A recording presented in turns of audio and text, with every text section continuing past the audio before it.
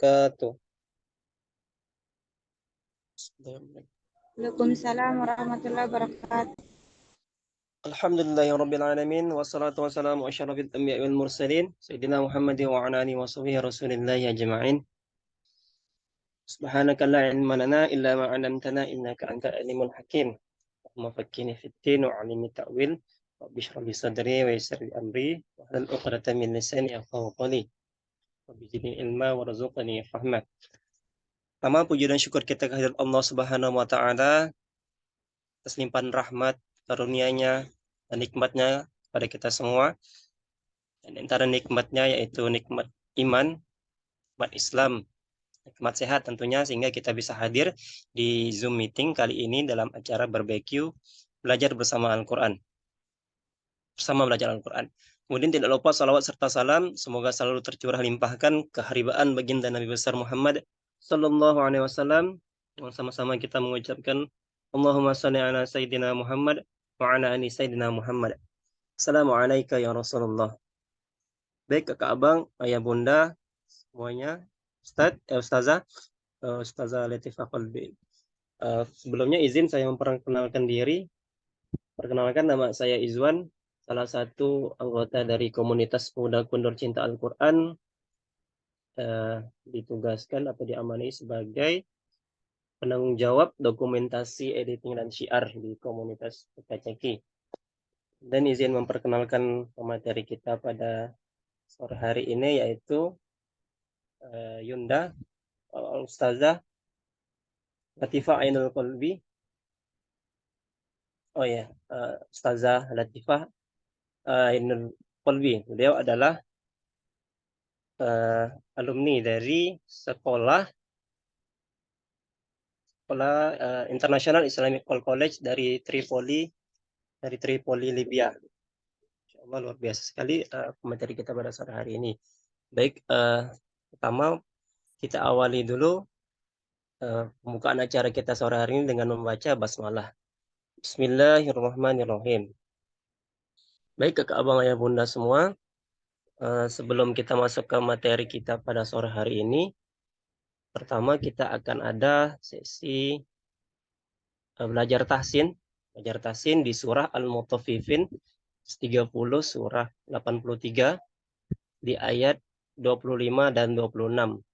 Pada kakak abang ayah bunda boleh membuka mushafnya surah Al-Mutaffifin ayat ke-25 sampai 26 yang insyaallah nanti akan langsung dipimpin oleh Ustazah Latifah Ainul Qalbi. Baik, Kak Bang Ayah Bunda boleh membuka mushafnya, dan kepada Ustazah waktu dan tempat kami persilahkan.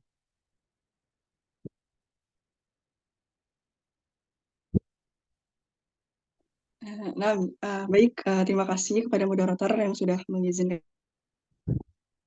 saya memberikan kesempatan untuk bisa mengisi kembali, alhamdulillah, di acara belajar bersama Al-Quran ya, BBQ. Senang, alhamdulillah, suatu kebanggaan bagi saya sendiri untuk bisa mengisi kembali di acara ini. Dan alhamdulillah ini sudah acara yang ketiga kali ya, saya mengisi acara ini, alhamdulillah. Mohon maaf tadi di perkenalan di awal, saya bukan alumni, masih belum alumni, masih belajar, dan alhamdulillah sekarang mahasiswi di salah satu mahasiswi di International Islamic College di Tripoli Libya. Sesuai dengan tema ya, jadi kita hari ini belajar bersama. Jadi bukan saya yang menggurui ataupun saya yang lebih mendekatkan diri kembali kepada Al-Quran, insyaallah. Tahsin hari ini tadi surat Al-Mutaffifin ya. Al-Mutaffifin ayat ke-25. Ya, ini aku nih. Ayo. Bisa aku lihat sama Senin. Boleh, yang lain boleh dibuka Al-Qur'annya, surat Al-Mutaffifin ayat ke-25 dan oh, Mas, tadi kira apa? Stasi pos sedang. Maaf, itu suaranya boleh Semester di-unmute. depan aku ngambil sama adik-adik adik-adik sama adik Bagas, adik Ipin. Tidak usah anak juga. Oke, gimana teman-teman udah siap? Kita mulai untuk Nggak proses tidak. di surat Al-Mutaffifin. Al-Qurannya sudah siap, kita baca sama-sama, kita tahsinkan sama-sama, dan kita tadabburi insyaallah ayatnya. Aku selama manggil aku sih. Bismillah, kita mulai. Saya baca terlebih dahulu, kemudian simak, kemudian saya minta dari para peserta ada yang membacakan untuk mengulangi tahsin. Itu kenal nggak? Kamu terus kau kira cari loh. Oh di ereng. Saya mulai langsung saja. A'udzu billahi minasyaitonir rajim. Bismillahirrahmanirrahim. Ya, kalau dari background internal kan dari Yusqawna min rahiqin khitamuhu misk wa fi dzalika falyatanasun. Sebelumnya suaranya Terdengar Ustazah? terdengar jelas? Iya, terdengar Oke. Ustazah. Saya ulangi sekali lagi untuk lebih memperjelas agar bisa disimak oleh teman-teman yang lain. A'udzu billahi minasyaitonir rajim. Bismillahirrahmanirrahim. Yusqawna min rahiqim makhtum. Khitamuhu misk. Wa fi dzalika falyatanafasil mutanafi. Oke. Teman-teman semuanya boleh memperhatikan di ayat ke-26 itu ada kalimat khitamuhu misk. Nah, kalau di riwayat Hafs an Asim harusnya kita menetapkan setiap hak daripada huruf-huruf yang tertulis. Nah, di sini kan ada dua huruf yang dimatikan ketika yang diwakafkan ketika ketika membacanya.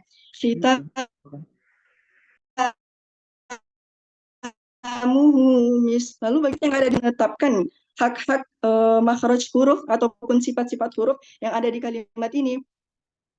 Caranya kita tetap memasukkannya. Salah satu kalimat di sini ada kalimat miskun. Kalau misalnya kita baca disambung, itu boleh saja dibaca sambung, tapi lebih baik diwakafkan. Nah, kalau misalnya cara membaca disambung, itu bisa kita baca sebagai khitamuhu misku wa fi dzalik. Nah, jadi masuknya ke hukum idgham. Nah, di situ ada idgham biguna atau bila guna, ada yang tahu? Kemarin di awal kita sudah membahas banyak tajwid.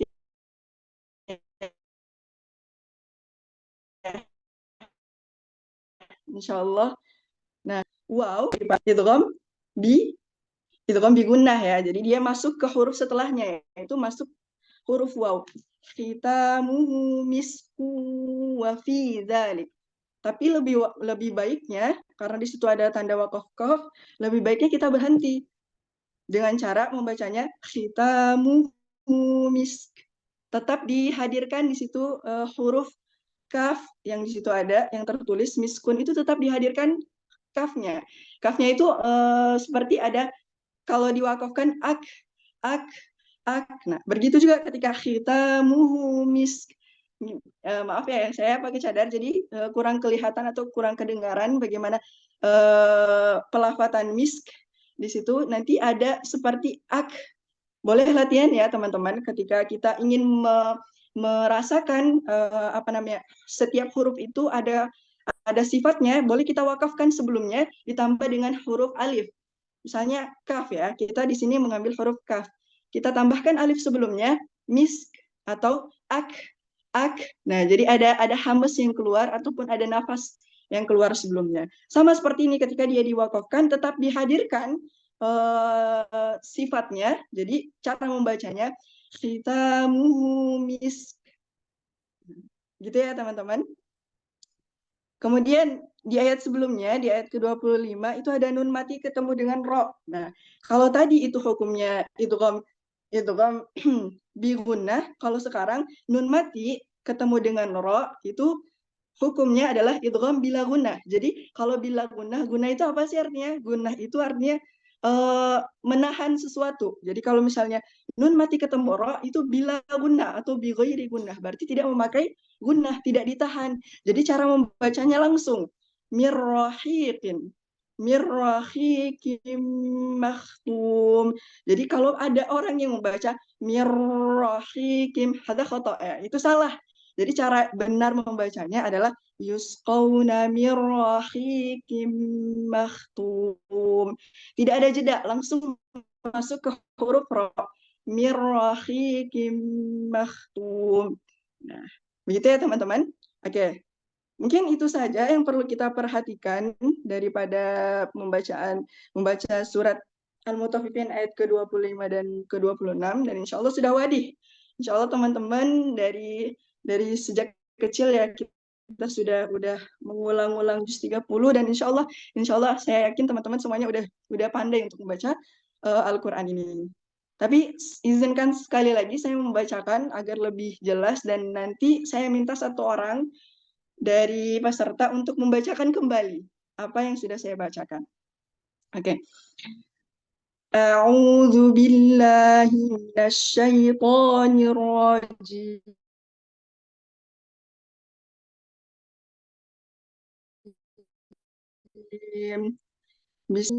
Yusqawkim makhtum khitamuhu misk wa fi dzalika falyatanafasil mutanafisun. Shadaqallahul azim. Oke. Sudah jelas ya teman-teman cara membacanya dan hukum tajwidnya? Saya minta salah satu dari teman-teman semuanya untuk membaca. Salah satu saja. Sebelum saya tunjuk orangnya, atau mau ditunjuk langsung boleh?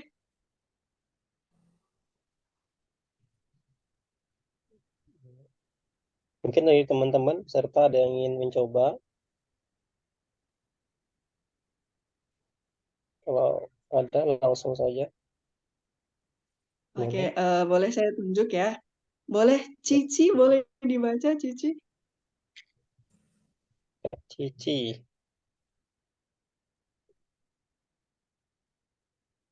Halo Kak Cici.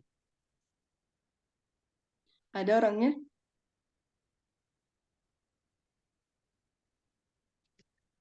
Halo.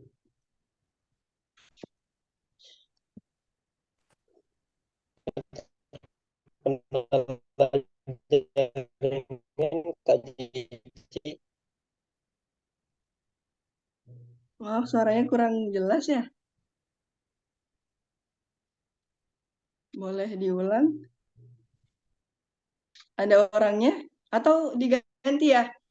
Boleh Aisyah untuk membacakan surat Al-Mutaffifin, Aisyah? Salah satu dari panitia ya, Masya Allah.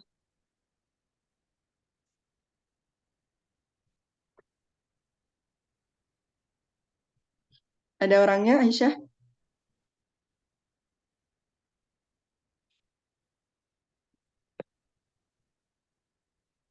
Aisyah.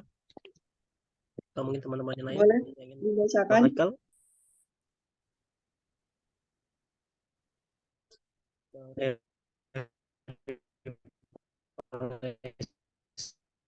Itu juga. Maaf, suaranya Kayaknya masih malu-malu kurang Ustazah. kedengaran. Gimana? Kayaknya pesertanya masih malu-malu Ustazah.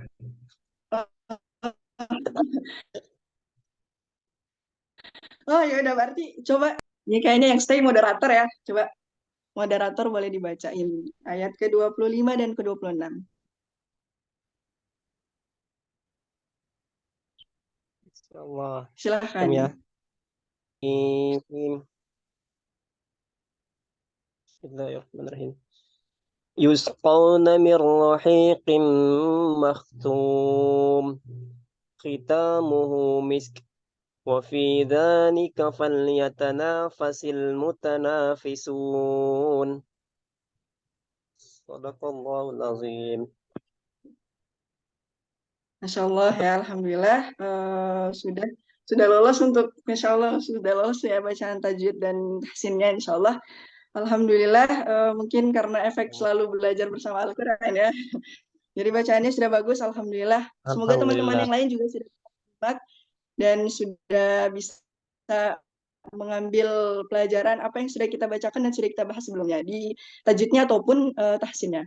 Oke teman-teman, mungkin bacaan Al-Qurannya sampai sini, kita lanjut materinya dan saya kembalikan kepada moderator.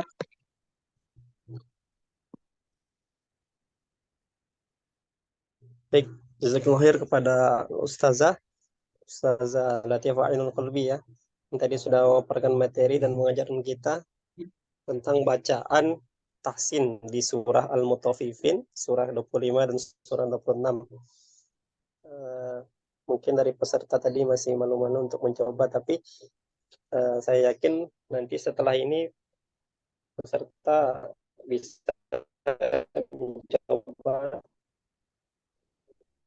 mempraktekannya sendiri di rumah masing-masing, insya Allah. Kepada kakak abang, ayah bunda, boleh untuk mengaktifkan kameranya sebentar. Kita akan mengadakan sesi dokumentasi. Insya Allah nanti akan dipimpin oleh Kak Aisyah. Saya kode Kak Aisyah, Kak Cindy, Kak Zulfatihah, kemudian Bang Heri, Kak Cici, Kak Kuy, Kak Na, dan Bang Darashid. Boleh untuk aktifkan kameranya. Oke, mohon maaf sebentar. Suara kami sudah terdengar dengan jelas. Sudah. Oke, baik. Kita adakan sesi dokumentasi dalam hitungan ketiga ya teman-teman.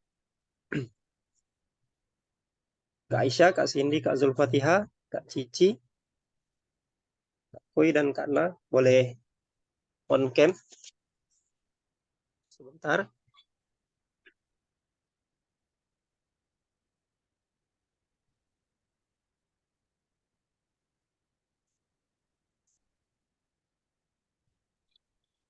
Baik, kami hitung ya dari hitungan 3, 2, 1. Siap. 1, 2, 3. Sebentar. Lagi ya teman-teman.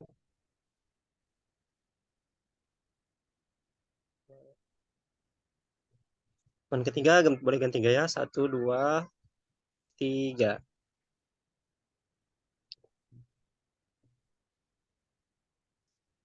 Baik, terima kasih kepada teman-teman sudah didokumentasikan tadi. Selanjutnya adalah penyampaian materi. Judulnya yaitu Negeri Sejuta Hufaz. Kepada Ustazah, waktu dan tempat kami persilahkan. Oke, tadi belum salam ya. Bismillahirrahmanirrahim. Assalamualaikum warahmatullahi wabarakatuh. Waalaikumsalam warahmatullahi wabarakatuh. Waalaikumsalam warahmatullahi wabarakatuh. Alhamdulillah.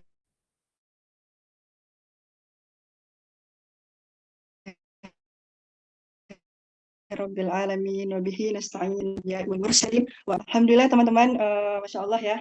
Di materi yang ketiga kali ini saya membawakan tentang yang berjudul Negeri Sejuta Hufaz. Kebetulan ini adalah suatu hal yang baru dan ini suatu hal yang luar biasa juga bagi saya, dan saya ingin memperkenalkan dan siapa tahu bisa diambil pelajaran ataupun motivasinya untuk teman-teman semuanya. Oke, tadi sebelum acara saya sudah memberikan slide ya untuk bisa dibagikan di acara Zoom. Kepada Aisyah boleh ditunjukkan slide-nya.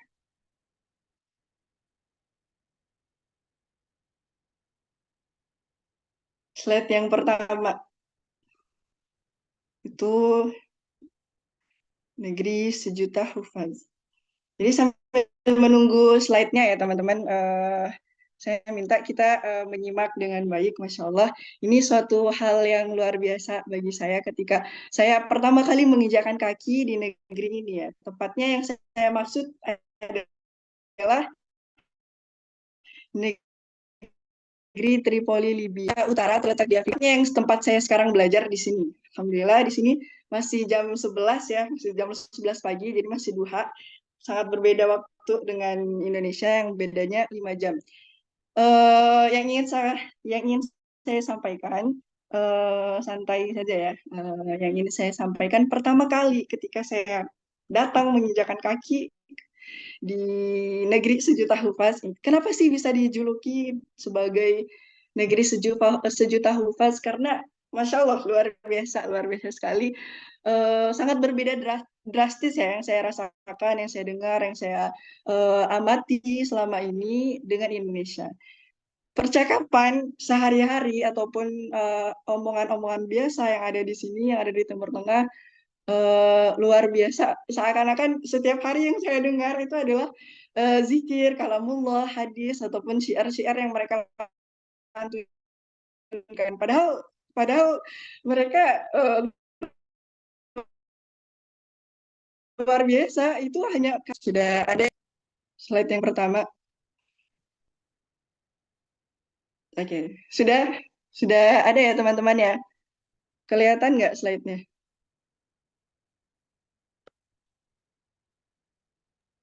Insyaallah sudah, Ustazah. Oke. Di situ saya ambil foto-fotonya dari yang laki-laki ya, karena mohon maaf sebelumnya karena yang perempuan tidak boleh dipublish, jadi saya ambil foto-fotonya dari yang ada di laki-laki. Nah, di sini yang pertama itu negeri sejuta hufaz adalah negeri Tripoli, Libya, yang saya maksud tadi, yang sudah saya jelaskan. Karena kenapa sih bisa disebut dengan sejuta hufaz atau sejuta penghafal Al-Quran? Hufaz itu jamak ya dari kalimat hafidho, hafadho yahfadhu. Nah, itu artinya penjaga. Penjaga yang kita maksud di sini adalah penjaga Al-Quran. Dan sebenarnya berbeda ya teman-teman. Perlu dipahami ataupun digarisbawahi bahwa hafiz, seorang yang bisa dijuluki sebagai hafiz itu berbeda dengan standar ya, standarisasi yang ada di Indonesia dengan standarisasi yang ada di Timur Tengah ataupun di zaman Rasulullah. Jadi seseorang sebenarnya ya, seseorang yang bisa dijuluki sebagai seorang hafiz itu ketika dia sudah menghafalkan Al-Quran 30 juz dan di luar kepala. Jadi nggak ada macet AE-nya, nggak ada macet-macetnya, dan bukan hanya menghafalkan Al-Quran, tapi juga menghafalkan 10.000 hadis Rasulullah SAW. Sangat berbeda jauh ketika kita bandingkan dengan yang ada di Indonesia. Mungkin kita sudah selesai 30 juz, sudah selesai hafalannya, sudah dijuluki sebagai hafiz. Ini hafiz Al-Quran, hafiz Al-Quran. Tapi sangat berbeda jauh ketika kita melihat ke negeri-negeri Timur Tengah, Afrika ataupun Arab Saudi, itu mereka menjuluki seorang hafiz ataupun seorang hufaz ya, itu harus memiliki hafalan yang kuat, yang bisa digunakan ataupun bisa diuji kapanpun. Dan itu 30 juz, bukan yang hafal 1 juz ataupun yang hafal setengah juz atau yang hafal setengah Al-Quran atau sulusul Quran, bukan. Jadi mereka 30 juz dan hadis minimal 10.000 hadis Rasulullah SAW dari Sunan Bukhari ataupun Sunan Muslim ataupun Sunan At-Tirmizi dan sebagainya. Nah, jadi ini pengetahuan baru juga ya bagi kita teman-teman mungkin di Indonesia mengatakan teman yang sudah selesai hafalan Al-Quran ini dia udah hafiz ataupun hafizah, dia udah jadi seorang menghafal Al-Quran gitu. Padahal sebelumnya menghafal Qurannya ya belum selesai ataupun menghafal Qurannya belum bisa diuji untuk sampai selesai 30 juz ataupun masih di luar kepala, atau masih kalau di luar kepala berarti belum hafal ya gitu. Jadi sebenarnya hafiz yang dikategorikan sebagai hafiz itu adalah seseorang yang menghafalkan Al-Quran 30 juz dan itu mungkin bisa diuji kapanpun dan sudah menghafal hadis sebanyak 10.000 hadis. Itulah yang pantas untuk dijuluki sebagai seorang hafiz. Dan teman-teman sendiri saya terus, tapi mungkin masih sangat minim dan mungkin masih terbilang sedikit gitu teman-teman. Jadi teman-teman sekarang yang hadir, saya harapkan semoga kita bisa bisa terpancing ataupun termotivasi lebih semangat lagi untuk menghafalkan Al-Quran, lebih semangat lagi untuk mampu menjadi penjaga Al-Quran dan menghafalkan hadis. Gitu. Baik, Masya Allah, Masya Allah. Kemudian karena kemarin saya melihat data bahwa penduduk yang ada di Libya itu sekitar 7 jutaan manusia ya. 7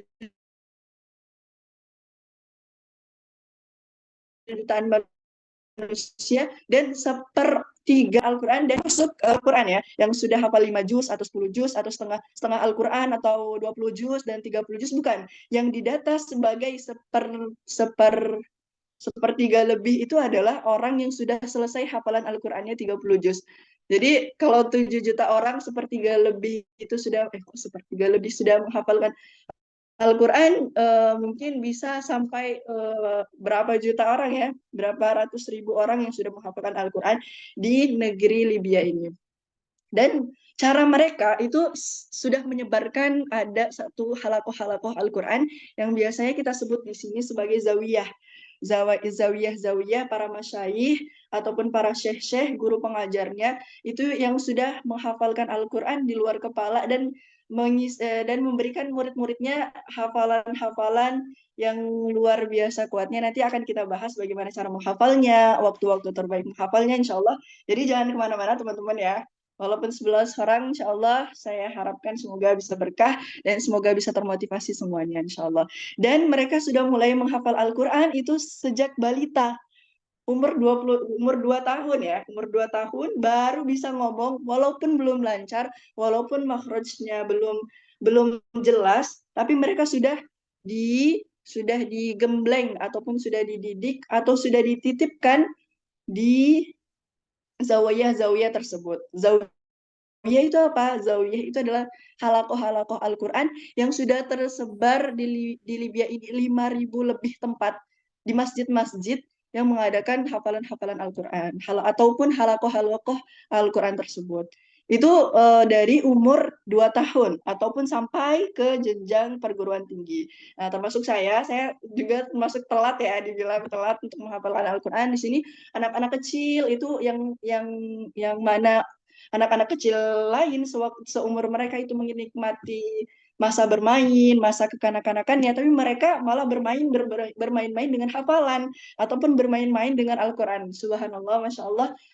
Dan makhrajnya kena gitu. Kalau misalnya melihat anak-anak kecil kadang suka malu ya teman-teman, luar biasa banget malu dan terpukul, tapi itu menjadikan semangat kita. Banyak loh anak yang umur 2 tahun itu sudah menghafal Al-Quran, dan di sini itu ditargetkan umur 10 tahun. Umur 10 tahun itu udah termasuk telat ya, dibilang udah termasuk telat kalau belum hafal Al-Quran 30 juz gitu teman-teman. Jadi ada waktu dari umur 2 tahun sampai 10 tahun itu 7 tahun untuk menghafalkan Al-Quran dan menghafalkan Al-Quran dengan semutkin-mutkinnya hingga ketika mereka setelah umur 10 tahun mereka bisa dididik untuk menghafalkan hadis Rasulullah SAW. Nah, jadi kita mahasiswi itu ataupun mahasiswa Indonesia yang datang ke Tripoli Libya ini suka minder karena banyak yang kita belum hafal Al-Quran ataupun banyak dari kita yang belum hafal hadis, tapi kalah dengan anak-anak kecil yang ada di Libya tersebut. Oke, boleh slide kedua. Moderator boleh minta tolong slide kedua. Baik, Ustazah. Kedua itu cara terbaik. Yang kedua, cara terbaik ya, cara terbaik menghafal Al-Quran.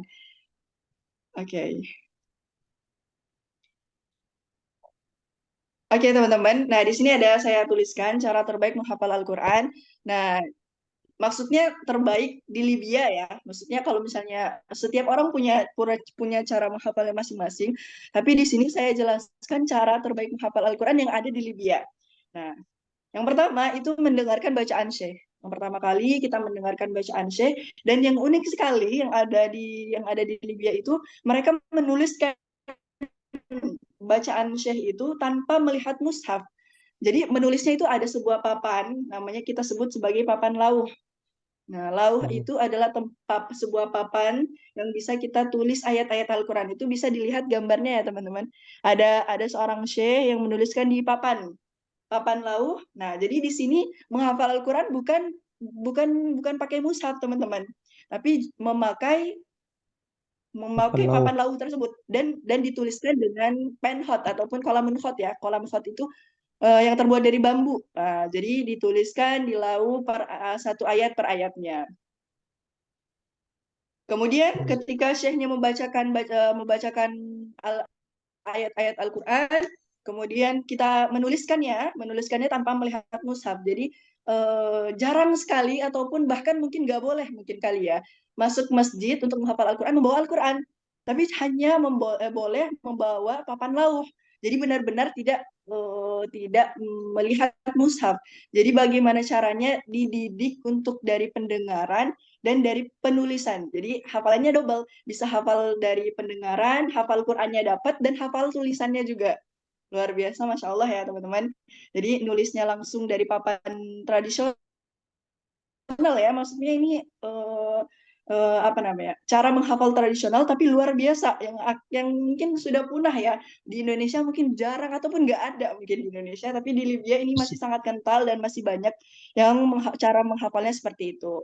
Kemudian yang ketiga, mentasihkan bacaan dan tulisannya. Ketika syekhnya membacakan, kemudian kita menuliskan, kemudian kita tasihkan atau membenarkan, mengajukan tulisan kita tersebut kepada syekh. Mungkin di tulisan kita ada yang salah ataupun banyak dari tulisan-tulisan kita yang tidak sesuai dengan apa yang tertuliskan dalam Al-Quran. Jadi syekhnya langsung membenarkan. Nah, itu fotonya adalah salah satu foto yang saya ambil ketika ada seseorang anak kecil sedang mentasihkan ataupun membenarkan tulisan-tulisannya kepada syekh. Gitu. Itu bisa dilihat ya teman-teman. Kemudian mengulangnya hingga 100 kali. Oh ya, tasihnya ataupun membenarkannya bukan hanya tulisan, tapi juga bacaan ya teman-teman. Nah, jadi bacaannya juga ditasihkan ataupun dibenarkan, makhrajnya, kemudian tahsinnya dan sebagainya, ataupun hukum-hukum tajwidnya itu harus kena, harus benar, dan harus sesuai dengan apa yang disampaikan dengan syekh tersebut. Kemudian yang keempat adalah mengulangnya hingga 100 kali. Saya baru pertama kali mendengarkan menghafal mungkin kalau di Indonesia kita 20 kali itu mungkin udah capek, ataupun 40 kali itu udah sangat luar biasa. Tapi di sini 100 kali teman-teman. Jadi bisa kebayang ya bagaimana kuatnya hafalan orang-orang Libya. Itu sampai pernah setiap tahun itu Libya mengirimkan apa namanya, peserta untuk mengikuti lomba hafalan Al-Quran 30 juz, tapi itu di blacklist karena selalu menang.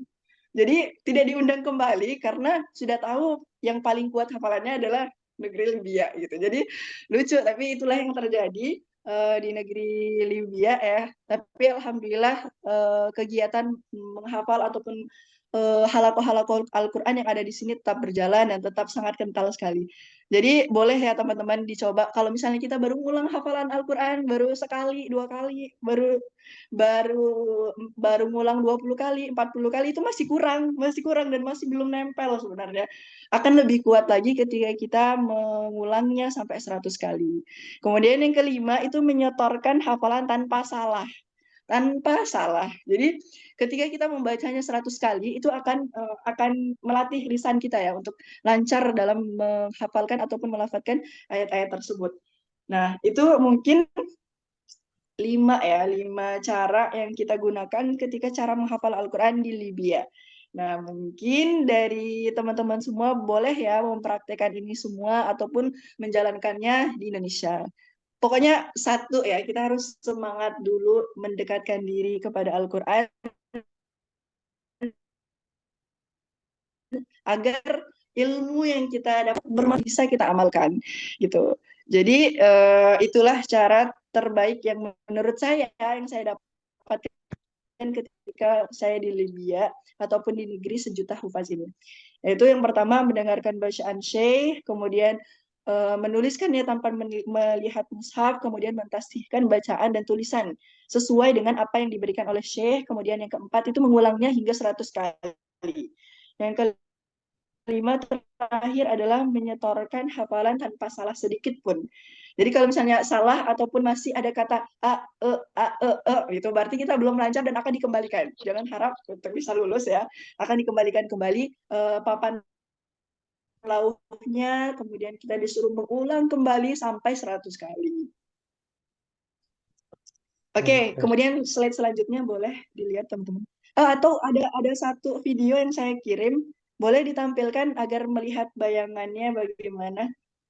Oh, sebentar. Bayangan yang ada situasi ya, halakoh yang ada di Libya. Ada, boleh Ada kayaknya. ditampilkan. Oke, teman-teman boleh melihat ya bagaimana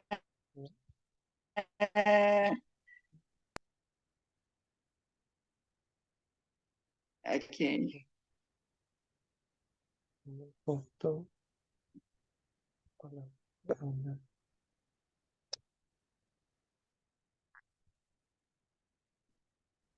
Bisa. Bagi layar aja kayaknya. Boleh disimak teman-teman ya.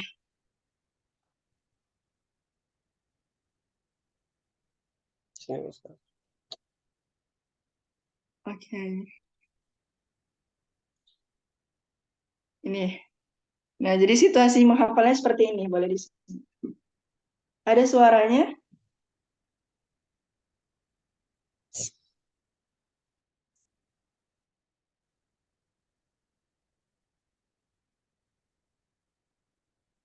Ada suaranya, maaf moderator nggak?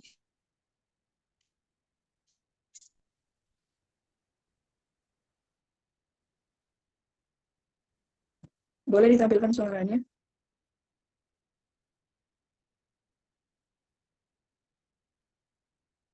Nggak terdengar ya suaranya ya?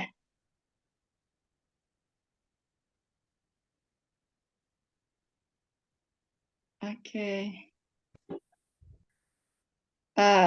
Boleh diulang sekali lagi videonya, nggak bisa ya? Kayak Suaranya suaranya nggak ada suara. iya. Nggak support suara. Jadi nggak bisa ya? Oke, nggak apa-apa. Jadi di situ ada seorang syekh yang bawa tongkat, kemudian mentasihkan bacaan muridnya satu-satu di halakoh bulat gitu ya, di dalam lingkaran itu tanpa melihat mushaf satupun. Jadi anaknya satu-satu membaca Al-Quran, itu juz 3, juz 4, juz 5, juz 10, dan sebagainya, surat-surat yang berbeda. Namun syekhnya dalam lingkaran itu bisa menjawab semua pertanyaan anak-anaknya. Semua bisa menjawab hafalan anak-anaknya satu-satu hafalan anaknya. Jadi disambung dan mereka menuliskan apa yang dikatakan oleh syekhnya. Sayang banget ya suaranya nggak kelihatan, tapi nanti boleh kalau misalnya ada grup, boleh di-share itu situasi cara menghafal di halakoh yang ada di Libya. Itu bagus banget dan itulah yang terjadi kondisi yang ada di Libya. Mereka menghafalnya dengan cara menulis ya tadi di awal, dan itu berlangsung dari pagi sampai jam 10 kalau liburan ya. Sekarang kan lagi liburan ya. Jadi mulai menghafal itu dari habis subuh sampai jam 10 pagi. Kemudian dari habis zuhur sampai maghrib. Itu halakoh membuka halakoh Al-Quran yang ada di Libya. Oke, slide selanjutnya adalah waktu terbaik menghafal Al-Quran ya. Nah, oke. Ini yang saya ambil adalah waktu terbaik menghafalkan Al-Quran menurut Al-Quran. Menurut Al-Quran sendiri. Jadi ini rahasia ya teman-teman. Rahasia yang saya ambil dari Al-Quran. Kapan sih waktu terbaik menghafal Al-Quran? Mungkin kita yang ada di Indonesia mungkin sibuk dengan pekerjaan ataupun sibuk menjadi mahasiswa, ada pekerjaan-pekerjaan lain yang harus kita dulukan, yang harus kita prioritaskan daripada menghafal Al-Quran. Jadi Al-Quran itu sudah memberikan solusi. Pertama adalah waktu fajar. Di surat Al-Isra ayat ke-78 mengatakan bahwa yang berbunyi a'udzubillahi minasyaitonirrajim aqimis sholata liduluki syamsi ila ghasaqil laili wa qur'anal fajr. Inna Qur'anal fajri kana mashhuda. Jadi waktu terbaik itu adalah waktu fajar. Waktu fajar itu dari subuh sampai setelah subuh, sampai terbitnya matahari. Itu adalah waktu terbaik dan membaca Al-Quran, dan ketika waktu itu seluruh makhluk ataupun seluruh makhluk yang ada di langit itu mempersaksikan bacaan-bacaan Al-Quran tersebut. Apalagi kita gunakan waktu fajar itu untuk menghafal Al-Quran. Jadi Al-Quran itu tahu kita dari pagi setelah subuh itu kita sibuk dengan pekerjaan-pekerjaan kita masing-masing. Ada yang kuliah, ada yang bekerja sebagai ibu rumah tangga, ada yang bekerja mencari nafkah dan sebagainya. Tapi Allah memberikan solusi. Waktu terbaik itu adalah waktu fajar sebelum matahari terbit. Karena Allah tahu ketika matahari sudah terbit, kita sudah sibuk dengan urusan-urusan dunia kita. Jadi di sini aqimis sholata liduluki syamsi ila ghasaqil lail. Dirikanlah sholat ketika matahari itu fajar, dan bacalah Al-Quran itu ketika waktu fajar. Inna Qur'an wa Qur'an al-fajar wal Qur'an al-fajar innahu kana mashhuda. Dan di situ adalah waktu yang mana dipersaksikan oleh seluruh makhluk yang ada di langit. Yang maksudnya di sini adalah Allah, malaikat, dan pencatat para pencatat amal itu semuanya menyaksikan para penghafal Al-Quran ataupun para pembaca Al-Quran di waktu fajar. Yang kedua itu adalah waktu tahajud. Nah, waktu tahajud itu adalah waktu yang otak kita itu sedang fresh ataupun otak kita belum tercampur ataupun belum ternodai oleh hal-hal duniawi yang sedang kita lakukan setiap harinya. Jadi waktu tahajud itu adalah waktu yang pas sekali untuk menghafalkan Al-Quran ya. Jadi di surat Al-Muzammil ayat kelima itu, warattilil Qur'ana tartila.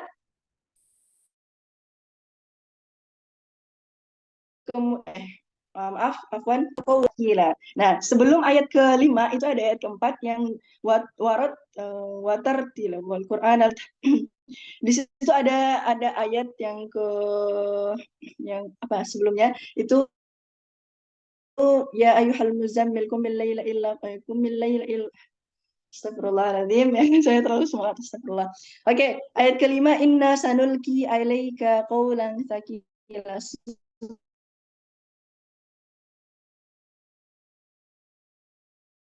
Sesungguhnya kami akan menurunkan kepada qawlan yang berandung hikmah. Apa yang maksud dengan qawlan thaqila di sini adalah qawlan karim ataupun qawlan Al-Quran yang maksud di sini ya, teman-teman. Inna sanulki. Sanulki itu adalah memberikan ataupun menanamkan di dalam hati kita itu qaulan thaqila, ayat-ayat Al-Quran ketika kita mau membacanya di waktu tahajud, di saat orang-orang lain itu masih berselimut, di saat orang-orang lain itu masih berkemul dengan tidur dengan selimutnya, tapi ada orang-orang di waktu itu yang mampu menghafalkan Al-Quran di waktu tahajud gitu. Jadi sangat luar biasa, dan Allah tahu semua keadaan kita kapanpun, setiap waktu pun, bahkan setiap detik Allah tahu apa yang kita kerjakan. Dan luar biasa sekali ada orang yang mau bangun dan menghafalkan Al-Quran di waktu malam, di waktu tahajud, di saat orang-orang itu sedang tidur. Kemudian yang ketiga itu adalah waktu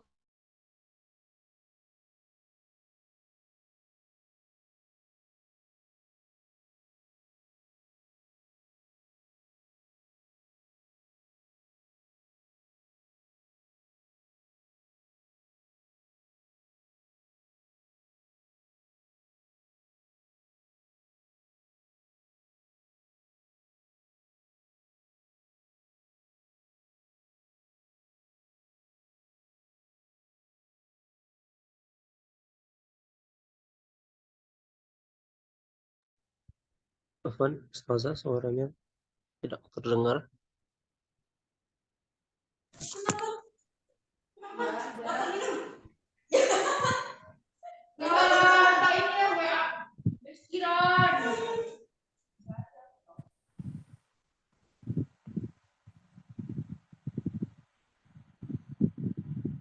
Baik, teman-teman, sepertinya Ustazah sedang mengalami gangguan jaringannya.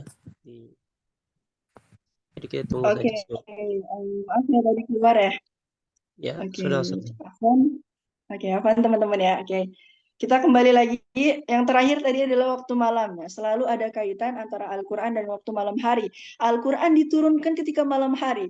Dan insya Allah dan para ulama merekomendasikan kita juga untuk melakukan ataupun menghafal Al-Quran ketika kita ingin Al-Quran itu turun kepada kita ataupun tertanam dalam jiwa kita. Baiknya kita membaca ketika malam hari sebelum kita tidur. Karena ketika kita tidur akan terngiang-ngiang ataupun akan otak kita akan mengesave apa yang sudah kita baca sebelumnya, apa yang sudah kita ulang-ulang sebelumnya. Jadi ini waktu terbaik ketika kita menghafal Al-Quran, ketika kita nggak punya waktu, di waktu siang ataupun sampai sore, ataupun maghrib kita nggak punya waktu buat ngafalin Al-Quran, ini adalah waktu-waktu terbaik menghafal Al-Quran. Ketika waktu fajar, kemudian waktu tahajud, dan waktu malam. Tapi ada juga yang menghafalkan Al-Quran di waktu siang, nggak masalah, itu tetap bagus. Di waktu sore, di waktu maghrib, ataupun kapanpun itu, kita tetap bisa menghafalkan Al-Quran. Ini yang saya sampaikan adalah waktu menghafal Al-Quran terbaik menurut Al-Quran, dan yang tepat banget, solusi banget ketika kita mengamalkan ini ketika kita lagi sibuk-sibuknya ataupun jadi orang yang super sibuk ya dengan dunia kita gitu. Jadi ini 3 waktu terbaik menghafal Al-Quran ketika kita lagi sibuk-sibuknya. Slide selanjutnya boleh ditampilkan. Yang terakhir ya. Ya. Karena waktunya juga terbatas, yang terakhir, slide yang terakhir itu ada quotes ataupun nasihat bagi diri saya sendiri dan juga teman-teman. Jangan pernah tinggalkan Al-Quran, karena ia sebaik-baik tujuan, pencerah masa depan, dan sumber kemuliaan dalam kehidupan. Insya Allah. Jadi Al-Quran itu adalah sumber kemuliaan dan kehidupan. Jangankan kehidupan di dunia ya, di akhirat saja sudah jelas kemuliaannya, sudah banyak sekali kemuliaannya. Bisa memberikan mahkota, bisa menyelamatkan 10 orang keluarga kita yang sudah ditetapkan di neraka, kemudian diberikan juga jubah kehormatan yang mana sinarnya itu lebih terang daripada sinar matahari dan sebagainya. Dan apalagi dengan kehidupan dunia, gitu. Apalagi dengan kesuksesan yang ada di dunia. Masa depan kita itu sangat mudah dan Allah yang mengatur semua itu. Dan Al-Quran, orang yang menghafalkan Al-Quran itu adalah ahlul Quran huwa min khossatihi, adalah orang yang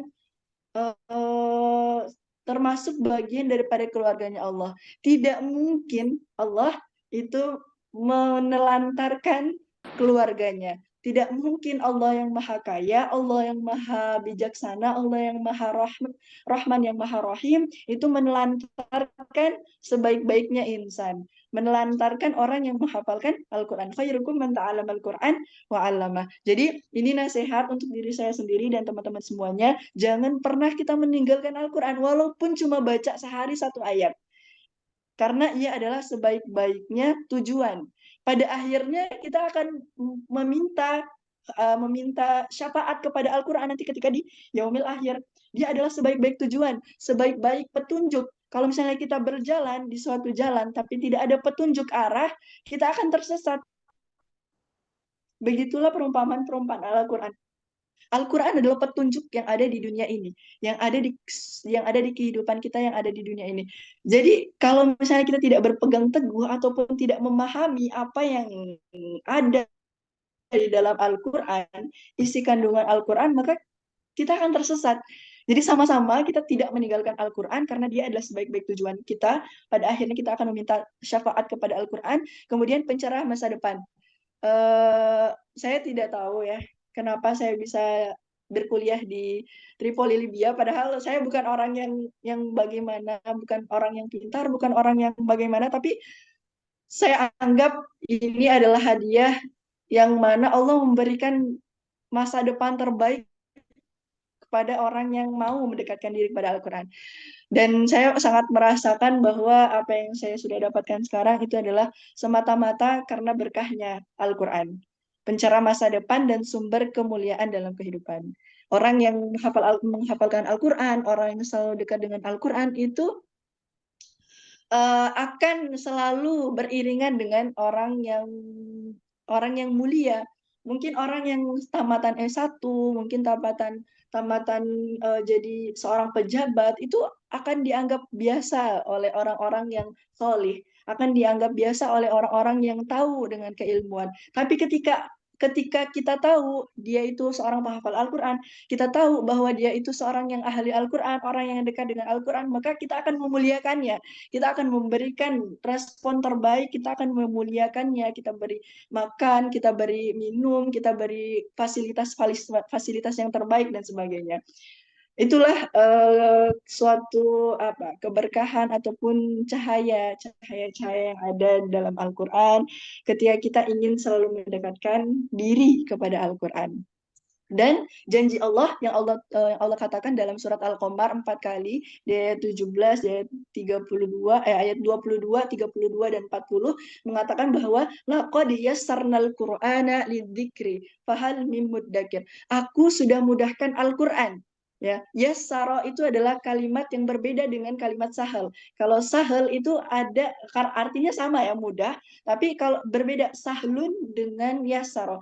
Kalau misalnya sahlun itu mudah bagi sebagian orang, tapi kalau laqad yassarna menggunakan kata yasaro itu adalah janji Allah yang mengatakan bahwa mudahnya Al-Quran itu bagi seluruh kalangan, tidak ada batasan. Mau kecil, mau gede, mau udah tua, mau banyak dosa, mau sedikit dosa, mau sudah renta, sudah tua.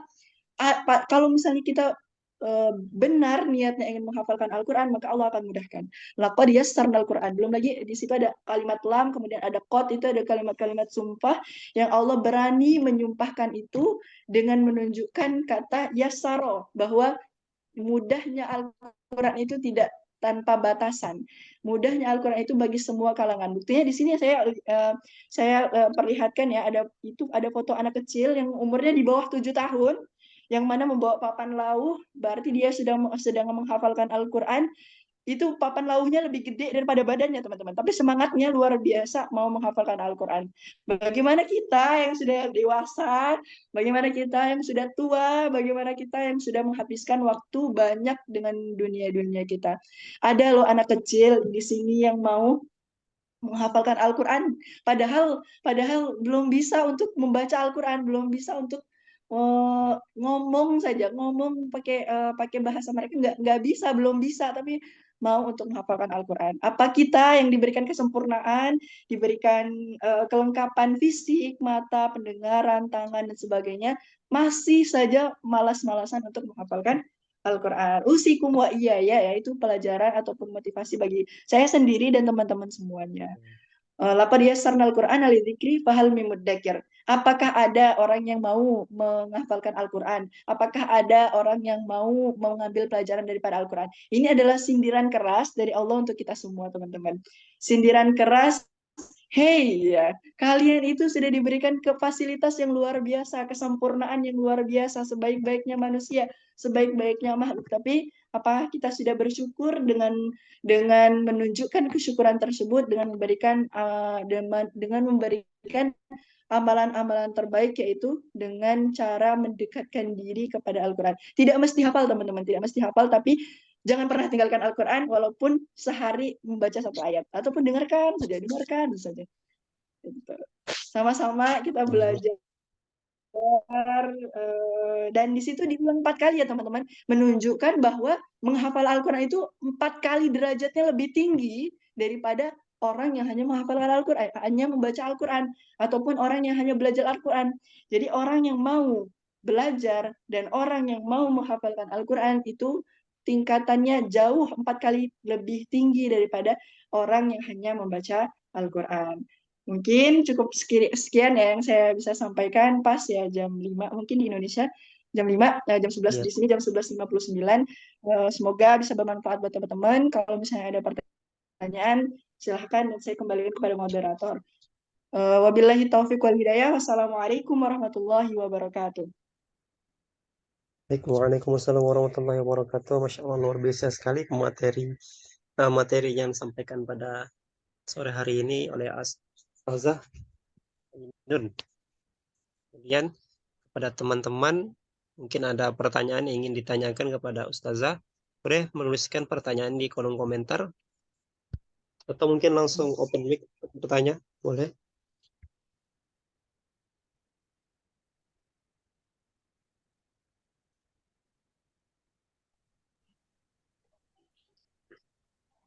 Dan juga boleh peserta yang Mohon izin bertanya moderator. ya baik, Oke. Ustaz. Oh, Afwan.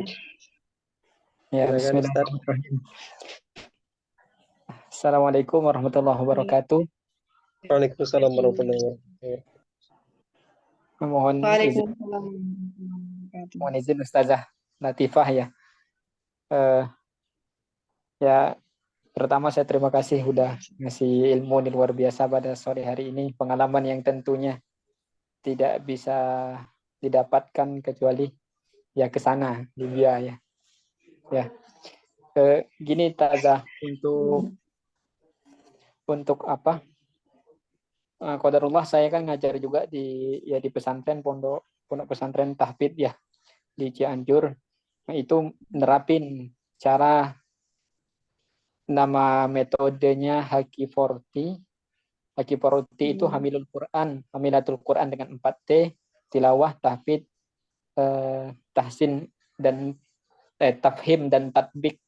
Nah, jadi 4T itu digunakan. Terus yang tahfidnya menggunakan ya metode seperti yang ada di, kalau guru kami itu kemarin terinspirasinya bikin metode itu dari hasil beliau belajar di Maroko.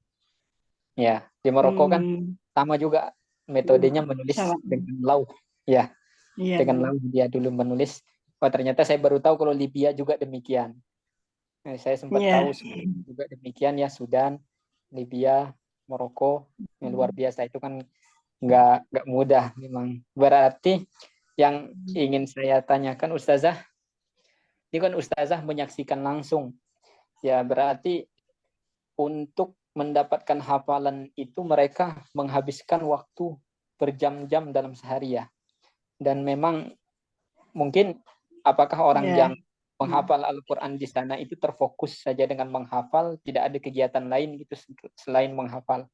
Santri-santrinya yang khususnya para pelajar yang mau memfokuskan diri ke hafalan Al-Quran, apakah mereka ada digandengkan dengan pelajaran-pelajaran lain, misalnya ketika di ma'had, ataukah memang mereka fokus untuk menghafal saja? Karena kalau dilihat dari cara seperti itu, dan itu luar biasa kan lamanya untuk mendapatkan satu halaman itu saja luar biasa. Ya, kalau di sini kan di sini nerapin cara di sana cuman sebentar saja, dan itu pun masih banyak kecolongannya. Beda lah sama yang di sana benar-benar itu. Di sini kan baru coba ngikut-ngikut copy paste gitu. Cuman kalau di sana kan memang udah tempat. Jadi yang mau saya tanyakan itu Tazah, gimana porsi belajar mereka, waktunya. Terus untuk pembagian waktu, apakah mereka ketika di ma'had tahfidz misalnya, apakah mereka ada belajar yang lain ataukah fokus cuman sekedar menghafal aja, kerjanya sudah menghafal habis baru nanti belajar yang lain? Itu pertanyaan saya Tazah. Terima kasih Tazah. Baik. Nah, Ustaz. Oke, Masya Allah, luar biasa Ustadz Yunizar ya. Sebenarnya saya masih jauh ilmunya, Masya Allah, luar biasa pertanyaannya. Izin menjawab moderator bahwa yang saya lihat di sini, saya termasuk mahasiswa dan teman-teman yang ada di Indonesia ataupun negara-negara lain juga termasuk mahasiswa. Jadi kita tetap ada waktu kuliah. Waktu kuliah itu dari pagi, bahkan tidak ada waktu istirahat. Tidak ada waktu istirahat dari pagi, dari jam 8.30, berarti setengah 9, jam 8.30 sampai jam setengah 3 sore. Itu full untuk kuliah dan sebagainya, ataupun ada anak-anak kecil juga, itu mereka tetap sekolah. Jadi di sini ada sekolah dari tingkat TK, SD, kemudian SMP, SMA, kemudian kuliah jenjang perguruan tinggi. Semuanya ketika waktu pagi, dari pagi sampai siang, semuanya kuliah dan semuanya sekolah. Dan tapi dari setelah subuh berjamaah di masjid, kemudian langsung lanjut menghafalkan Al-Quran kepada masyayikhnya di zawiyah-zawiyah tertentu, di zawiyah-zawiyah mereka masing-masing ataupun di halaqah-halaqah mereka masing-masing. Kemudian dari setelah asar mereka melanjutkan lagi hafalannya sampai terbenam matahari, sampai waktu maghrib. Jadi baru boleh istirahat ketika setelah pulang dari masjid, ketika setelah selesai sholat maghrib. Jadi setiap hari akan berjalan seperti itu. Dari sehabis subuh sampai sebelum kuliah, kemudian dari habis kuliah setelah asar sampai waktu terbenamnya matahari. Jadi terbitnya matahari dimulai dengan Al-Quran, kemudian terbenamnya matahari juga diakhiri dengan Al-Quran seperti itu. Dan waktunya sebenarnya ada yang mengatakan bahwa 100 kali membaca Al-Quran itu hanya kiasan, tapi banyak juga yang melakukan sampai 100 kali mengulang hafalan Al-Quran. Dan saya lihat orang-orang di sini menghafalkan satu papan lauh itu sebanyak rata-rata 2 jam. Jadi 2 jam mereka mengulang-ulang hafalan Al-Quran. Satu lauh itu kalau dihitung pakai lembaran Al-Quran itu mungkin 1,5 halaman, tergantung tulisan masing-masing ya. Bisa ada yang kecil, ada yang gede tulisannya. Jadi 1,5 halaman Al-Quran itu ukurannya 1 lauh yang ada di Libya gitu. Satu lauh tulisan itu. Gitu. Jadi boleh mungkin nanti dipraktikkan dari terbitnya matahari sampai terbenamnya matahari itu selalu digandengi dengan Al-Quran. Karena di situ sumber keberkahan, insya Allah. Begitu, Ustaz. Masya Allah. Terima Bagaimana kasih. Ustaz? Ya, terima kasih Ustazah Latifah. Terima kasih Kanda Izwan. Sama-sama, Ustaz. Baik. Mungkin teman-teman yang lain kita tahan dulu pertanyaan di sesi selanjutnya. Mungkin saat Ustazah Latifah mengisi lagi karena sudah sore ya. Oh mungkin sebentar ya, ada satu pertanyaan nih dari kolom obrolan. Gimana Ustazah, mau satu pertanyaan lagi? Boleh? Oh, boleh silakan. Boleh silakan, insya Allah.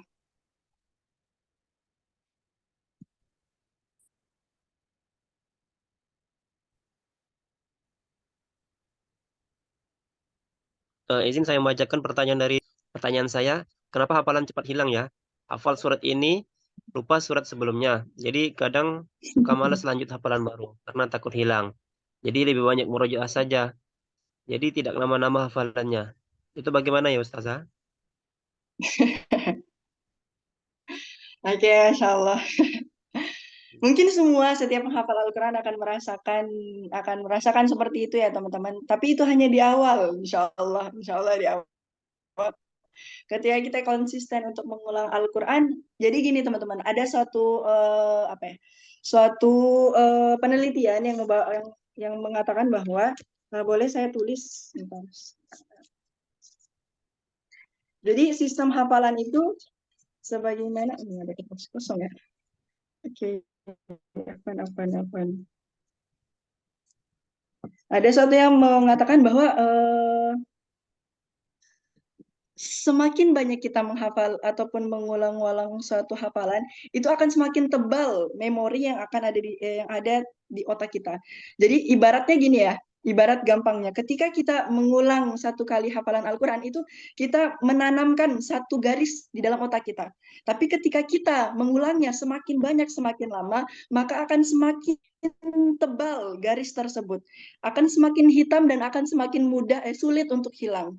Jadi ketika hafalan itu kita ulang hanya sekali ataupun kita hanya sebentar, itu hanya ibarat garis yang ketika kita timbun dengan dosa-dosa kita sebagai manusia, dia akan cepat hilang, akan cepat punah ya, akan cepat pudar dari ingatan kita.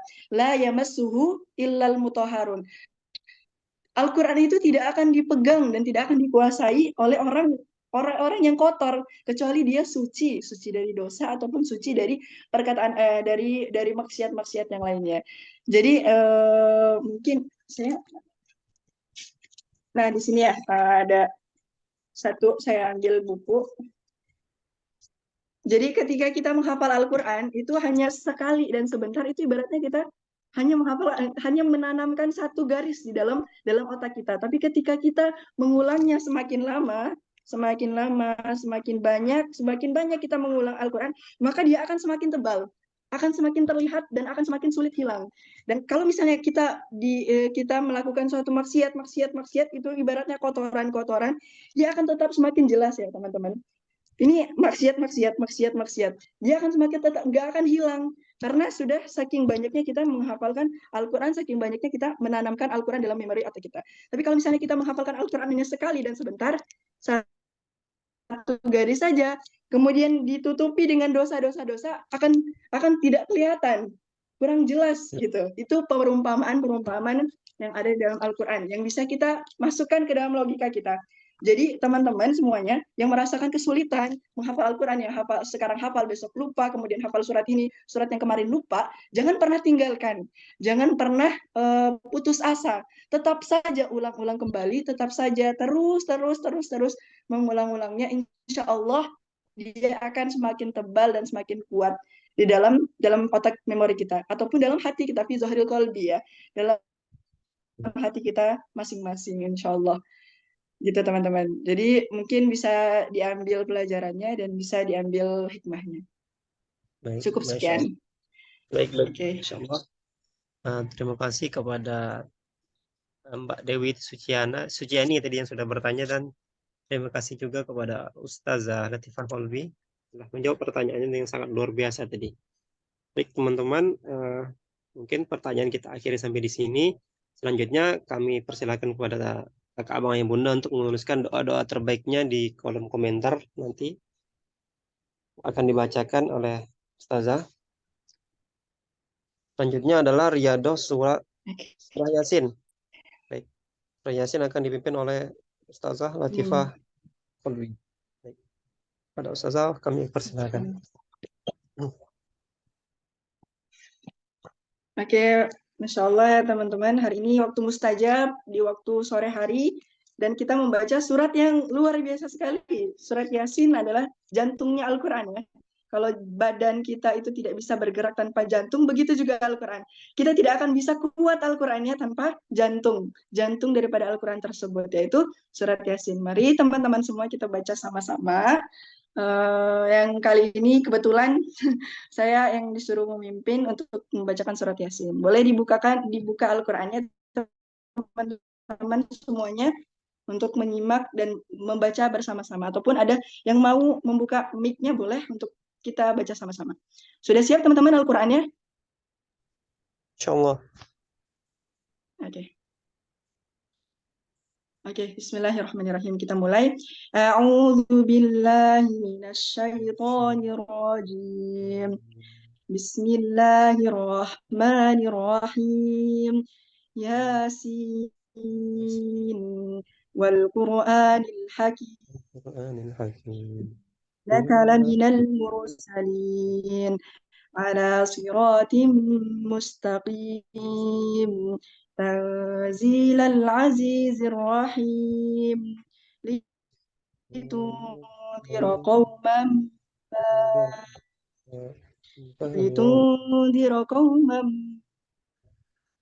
أنذر آباءهم فهم غافلون لقد حق القول على أكثرهم فهم لا يؤمنون إنا جعلنا في أعناقهم أغلالا فهي إلى الأذقان فهم مقمحون وجعلنا من بين أيديهم سدا ومن خلفهم سدا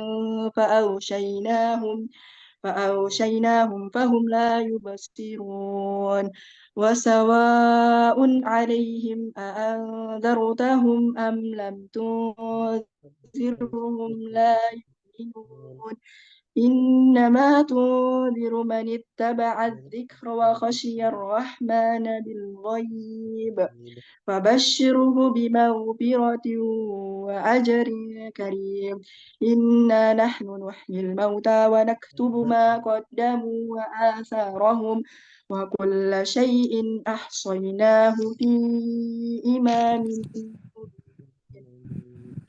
واضرب لهم مثلا أصحاب القرية إذ جاءها المرسلون إذ أرسلنا إليهم اثنين فكذبوهما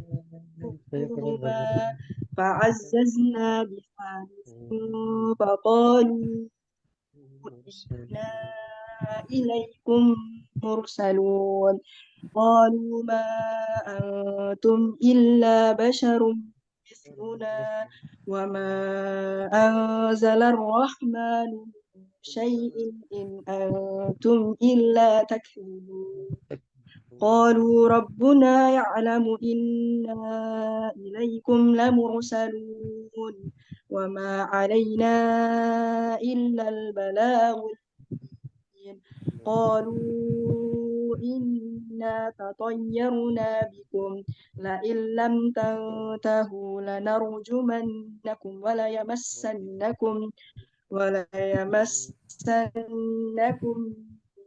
عذاب أليم قالوا طائركم معكم أئن ذكرتم بل أنتم قوم مسرفون وجاء من أقصى المدينة رجل يسعى قال يا قوم اتبعوا المرسلين اتبعوا من لا يسألكم أجرا وهم مهتدون وما لي لا أعبد الذي فطرني وإليه ترجعون أأتخذ من دونه آلهة إن يردني الرحمن بضر لا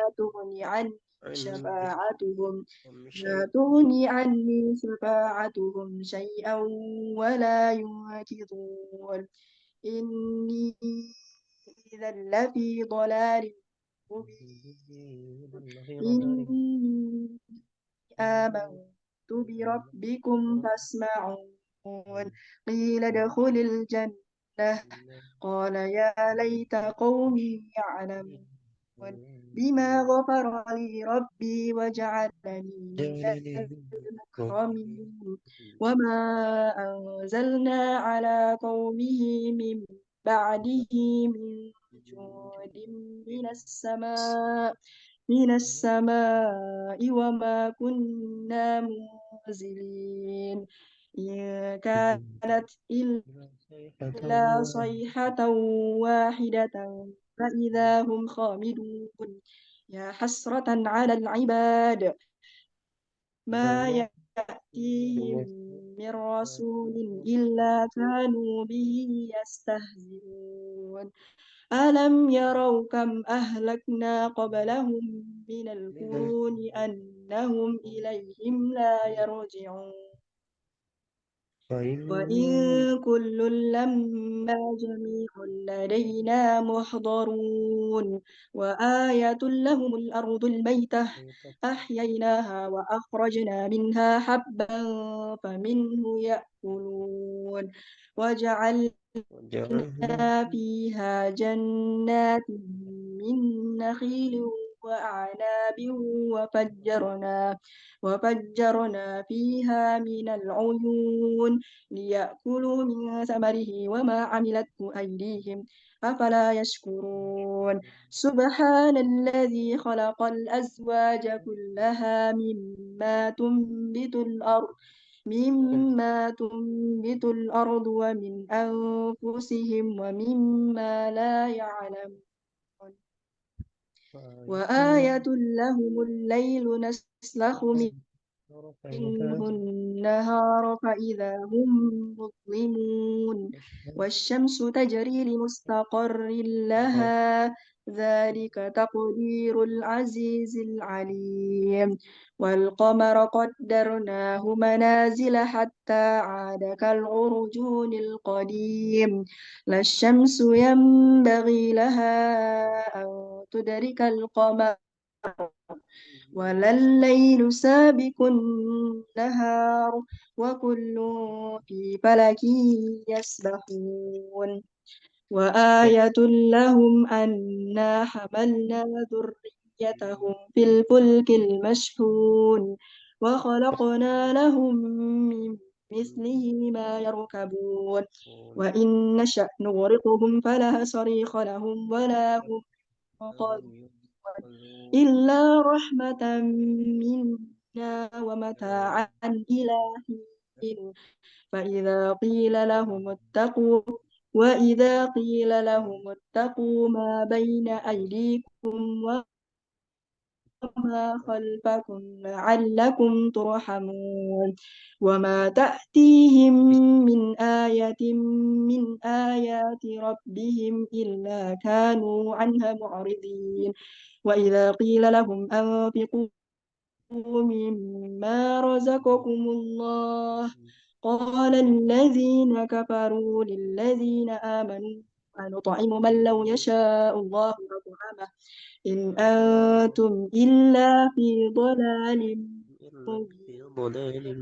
مبين ويقولون متى هذا الوعد إن كنتم صادقين ما ينظرون إلا صيحة واحدة تأخذهم وهم يخصمون فلا يستطيعون توصية ولا إلى أهلهم يرجعون ونفخ في الصور فإذا هم من الأجداث ربهم ينسلون قالوا يا ويلنا من بعثنا من مرقدنا هذا ما وعد الرحمن وصدق المرسلون إن كانت إلا صيحة واحدة فإذا هم جميع لدينا محضرون فاليوم لا تظلم نفس شيئا ولا تجزون إلا ما كنتم تعملون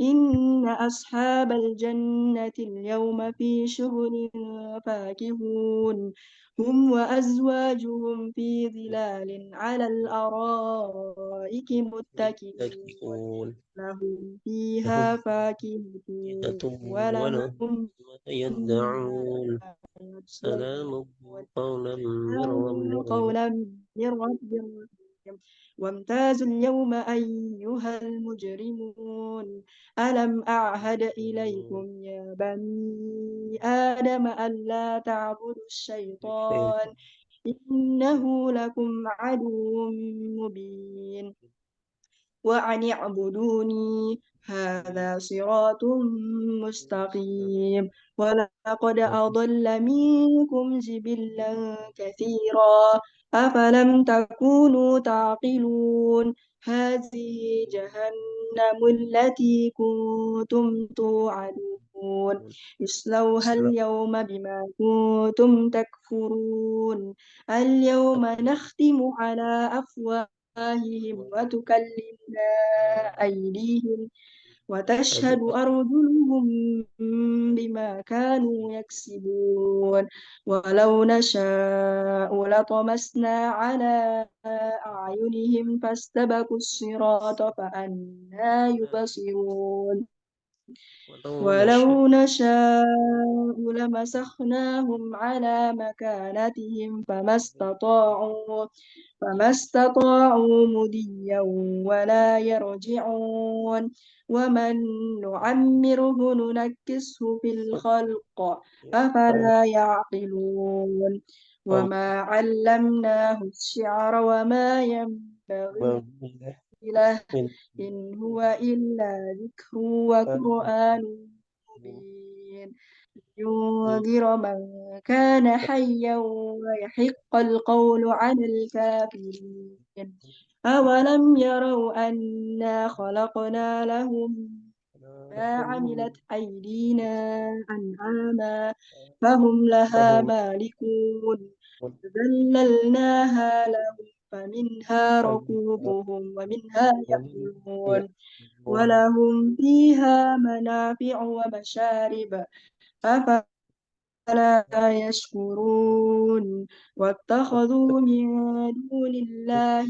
آلهة لعلهم ينصرون لا يستطيعون نصرهم وهم لهم جند محضرون فلا يحزنك قولهم إنا نعلم ما يسرون وما يعلنون أولم يرى الإنسان أنا خلقناه من نطفة فإذا فإذا هو خصيم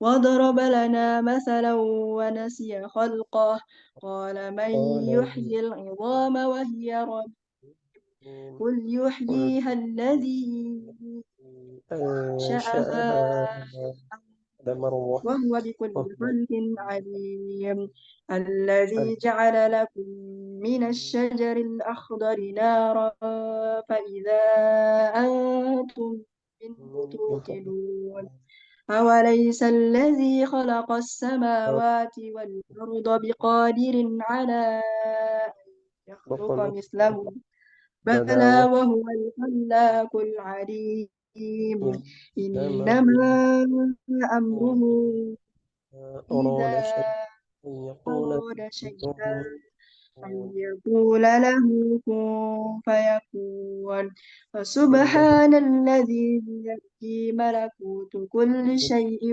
وإليه ترجعون صدق الله العظيم.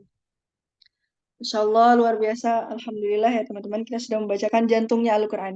Jadi surat Yasin itu disebut dengan jantungnya Al-Quran. Boleh jadi nih teman-teman, buat teman-teman semua, kalau ingin mulai menghafalkan Al-Quran, mulailah dari surat Yasin. Karena kenapa? Karena kita sudah sering sekali membacanya dan insya Allah akan mudah. Dan Al-Quran dan surat Yasin tersebut adalah jantungnya Al-Quran. Bagaimana hafalan bisa kuat, bagaimana tubuh bisa berjalan, bisa bergerak tanpa adanya jantung. Begitu juga Al-Quran, begitu juga hafalan Al-Quran. Mulailah dari surat Yasin, insya Allah hafalan kita akan mudah insya Allah ke depannya. Gitu.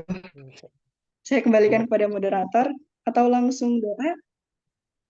Baik, Insya Allah Ustazah, kayaknya langsung ke doa saja. Ini teman-teman udah berikan doanya atau gimana nih? Allah doanya jamaah nih. Kayaknya doa kita sama. Enggak, kita juga bisa jadi seorang penghafal Al-Quran. Oke. Ustazah. Ini jadi dari teman-teman sendiri boleh ya dicantumkan doa-doanya yang mau didoakan, yang mau doa sama-sama. Insya Allah kita akan berdoa di waktu mustajab ini ya. 1 Baik. jam sebelum maghrib, luar biasa Masya Allah di hari Jumat. Dan kemarin sudah ada maulid Nabi, Masya Allah akan semakin makbul doanya Insya Allah. Boleh teman-teman ya mengirimkan doanya di kolom komentar. Oke, dimulai saja langsung. Bisa. A'udzubillahi minasyaitonirrajim. Bismillahirrahmanirrahim. الحمد لله رب العالمين الرحمن الرحيم مالك يوم الدين إياك نعبد وإياك نستعين إياك نعبد وإياك نستعين إياك نعبد وإياك نستعين اهدنا الصراط المستقيم صراط الذين أنعمت عليهم غير المغضوب عليهم ولا الضالين آمين اللهم صل على سيدنا محمد في الأولين اللهم صل على سيدنا محمد في الآخرين لا إله إلا الله الحليم الكريم سبحان الله رب العرش العظيم الحمد لله رب العالمين إنا نسألك موجبة رحمتك وعزائم مغفرتك والغنيمة من كل بر والسلامة من كل إثم لا تدع لنا ذنبا إلا غفرته ولا هما إلا فرجته ولا حاجة هي لك رضا إلا قضيتها يا أرحم الراحمين اللهم ارحمنا بالقرآن اللهم ارحمنا بالقرآن واجعله لنا إماما ونورا وهدى ورحمة اللهم اهدنا بالقرآن يا رب اللهم اجعلنا من أهل القرآن اللهم يسر لنا ولا تعسر اللهم إنا نسألك أن تلزم قلبنا بحفظ القرآن اللهم اجعل القرآن العظيم ربيع قلوبنا ونور صدورنا وجلاء أحزاننا وغمومنا وهمومنا وسائقنا إلى جنتك جنات النعيم سبحان ربك رب العزة عما يصفون wassalamun ala mursalin walhamdulillahi rabbil alamin. Oke, saya kembalikan lagi kepada moderator. Baik, jazakallahu khair kepada Ustazah Latifah Ainun telah membacakan doa dan terima kasih juga kepada teman-teman yang sudah bergabung pada sore hari ini. Saya tutup mungkin dengan sebuah fotos dari Ustazah Ainun tadi. Jangan pernah tinggalkan Al-Quran karena ia sebaik-baik tujuan, pencerah masa depan, dan sumber kemuliaan dalam kehidupan. Baik, mungkin itu saja dari kami. Dari saya pribadi, mohon maaf apabila terdapat kesalahan dalam perbuatan maupun ucapan. Kita akhiri dengan doa kafaratul majelis. Subhanakallah bihamdika. Asyhadu an la ilaha illa anta. Astaghfiruka wa atubu ilaik.